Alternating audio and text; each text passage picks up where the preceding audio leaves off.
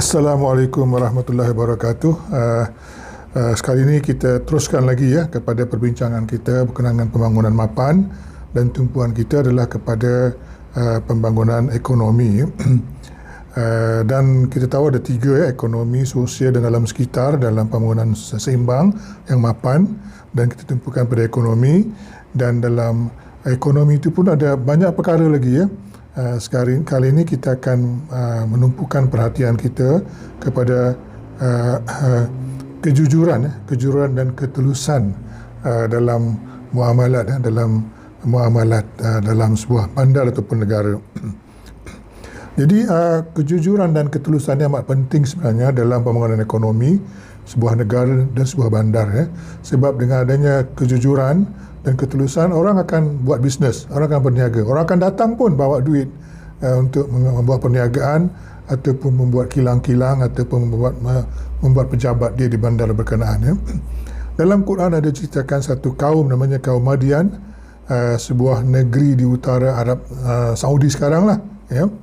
Dia muncul, kaum Madian ni muncul lebih kurang sezaman dengan Fir'aun, iaitu lebih kurang 1400 tahun sebelum Masihi ya.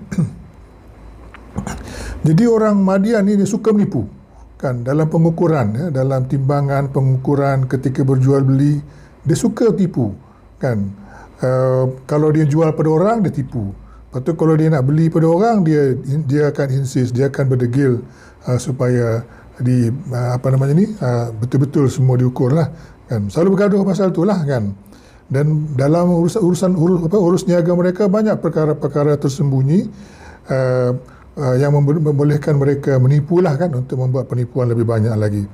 Lalu Allah mengutus Nabi Syuaib ya. Jadi dalam surah Hud Allah ceritakan, surah Hud ayat 84-86, supaya mereka berlaku jujur dan ikhlas kepada Allah Subhanahu Wa Taala. Maksudnya mereka beriman dan menyembah Allah Subhanahu Wa Taala sajalah. Tapi mereka ni degil kan, mereka degil, tak mau ikut cakap Nabi Syuaib. Mereka ingkar pada Allah dan mereka teruskan tabiat mereka yang suka menipu tu. Lalu mereka digegarkan dengan suara yang amat keras dan amat kuat, yang disertai dengan gempa yang luar biasa. Lalu mereka hancur, binasa, mati semuanya. Nah kan, bergelimpangan kecuali Nabi Syuaib dan keluarganya ya. Pada hari ini ketidakjujuran dalam urus niaga ni sudah menjadi biasa kan, sudah menjadi lumrah kan. Kalau kita tak hati-hati memang kita kenalah. Siapa yang buat bisnes dia tahu dah cerita ni kan.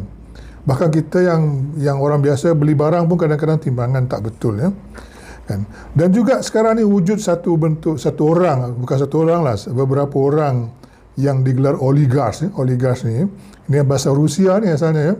Oligarks ni orang yang sangat hampir dengan pemimpin-pemimpin sebuah negara tu, dan dia buat bisnes, buat perniagaan yang amat menguntungkan kan. Dia dapat menjual harga dengan barang yang dengan sesuatu barang ataupun perkhidmatan dengan harga yang sangat mahal, berlipat kali ganda, dan kerajaan akan bagi juga kerja kat dia kan. Ini dipanggil oligarks, dan mereka kaya raya sebab hubungan mereka dengan pemimpin-pemimpin sebuah negara ataupun sebuah bandar ya. Jadi lama-kelamaan kepercayaan peniaga-peniaga akan hilang lah, dan mereka akan pergi ke tempat lain. Lama-lama negara itu dan bandar itu pun akan matilah. Itulah yang dalam pembangunan mapan, kejujuran dan juga ketulusan yang amat penting ya. Kalau tidak, habislah kan. Kalau semua orang dah lari, habislah kan. Assalamualaikum warahmatullahi wabarakatuh.